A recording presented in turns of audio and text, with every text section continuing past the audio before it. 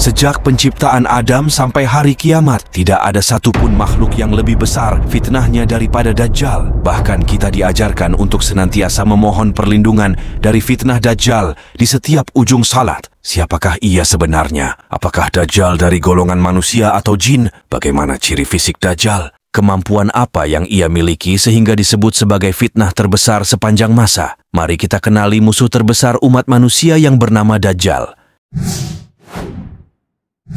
Secara bahasa, Dajjal berarti mencampur adukkan. Dajjal adalah sosok makhluk yang sangat lihai, mencampur adukkan antara kebenaran dan kebatilan, pendusta besar. Dajjal adalah makhluk dari golongan manusia. Ia seorang laki-laki, usia muda, berkulit merah, postur besar, badannya agak bongkok, jarak antara kedua betisnya berjauhan, jalannya tidak normal, berambut keriting gimbal, keningnya lebar, dadanya bidang. Mata yang kanannya buta, mata tersebut tidak muncul, tidak pula tertancap dalam. Di antara kedua matanya tertulis huruf Kaf, Fa, Ra. Jika dibaca menjadi kafir. Setiap umat muslim mampu membaca tulisan tersebut. Meskipun mereka yang buta huruf, Allah jadikan mampu membaca tulisan tersebut. Sebaliknya, manusia yang kafir akan Allah jadikan tidak mampu membaca tulisan tersebut, meskipun ia merupakan orang yang bisa baca tulis. Dajjal akan muncul dari arah timur, yaitu Khurasan, wilayah yang dimulai dari Irak sampai batas sebelum India. Ia pertama kali muncul dalam bentuk seorang raja yang diktator, keji dan bengis.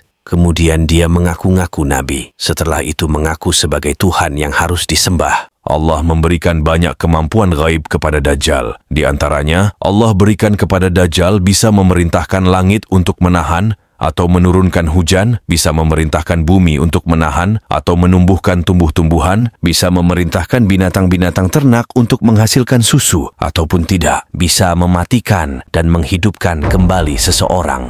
Dengan segala kesaktian yang dimilikinya, Dajjal membuat tipu daya ke manusia. Bagi para pengikut setia Dajjal, disuburkanlah ladang-ladang mereka, digemukkan ternak-ternak mereka, dicurahilah mereka dengan hujan yang cukup. Adapun kelompok yang menolak ketuhanan dirinya, maka Dajjal membuat seluruh ladangnya kering dan mati. Seluruh ternak-ternak yang dimilikinya juga mati, harta-harta mereka juga musnah, dan ladang-ladang mereka semuanya tak berbuah, bahkan gersang. Dajjal juga bisa memerintahkan tanah untuk mengeluarkan harta karun. Kemudian Dajjal berjalan diikuti oleh harta tersebut. Semuanya itu merupakan ujian yang dahsyat dari Allah kepada hamba-hambanya di akhir zaman. Maka dengan mudah Dajjal memperdaya orang yang jauh dari hidayah dan tidak memiliki ilmu. Tapi orang-orang yang Allah berikan hidayah dari kalangan orang-orang yang syalih akan dengan mudah melumpuhkan tipu daya Dajjal. Dajjal mengembangkan kekuasaannya selama 40 hari. Negeri demi negeri, kota demi kota, desa demi desa ditaklukkannya, sehingga seluruh dunia dikuasai Dajjal, kecuali Makkah dan Madinah. Dajjal tidak bisa memasukinya karena kedua kota ini dijaga oleh para malaikat yang menghunus pedang-pedang.